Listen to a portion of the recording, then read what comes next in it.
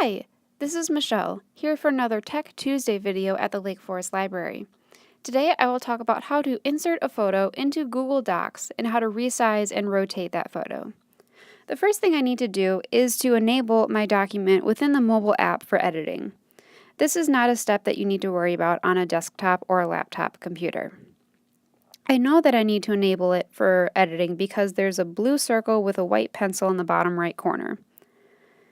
I also need to turn on the print layout in order to be able to resize or rotate photos.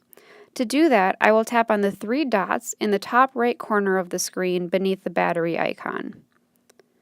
Next, I will tap on the first option, Print Layout, to turn on Print Layout.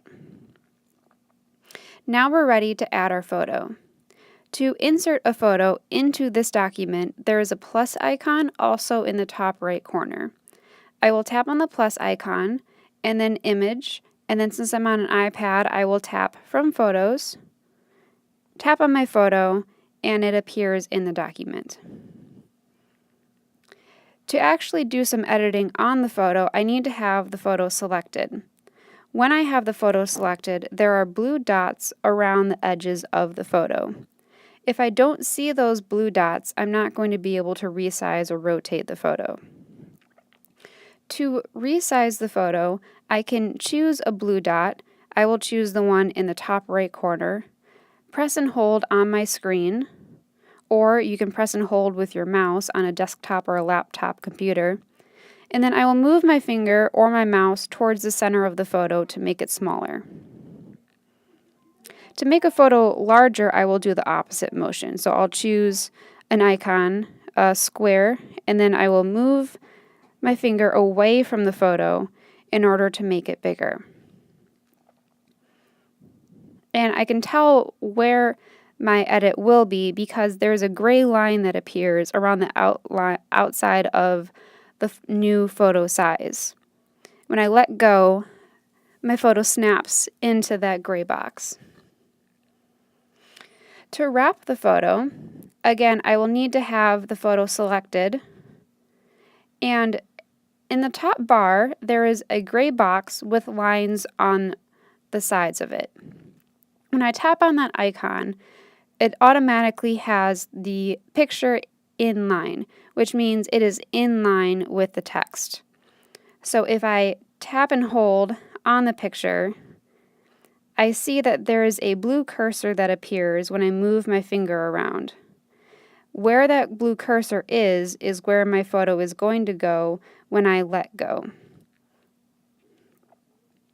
And as you see, it is in line with the text.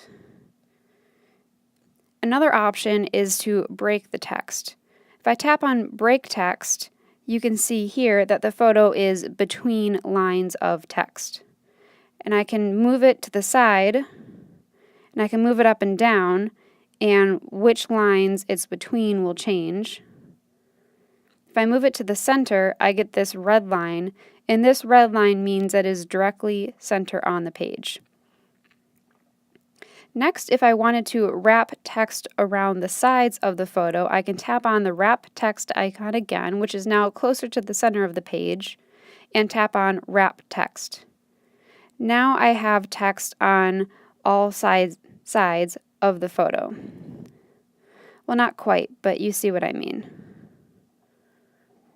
And I can move it around to adjust exactly where the text is. In order to rotate the photo, I also need to have the picture selected. In addition to the squares around the edges of the photo, there is a blue circle on top of the photo. When I press and hold on the blue circle,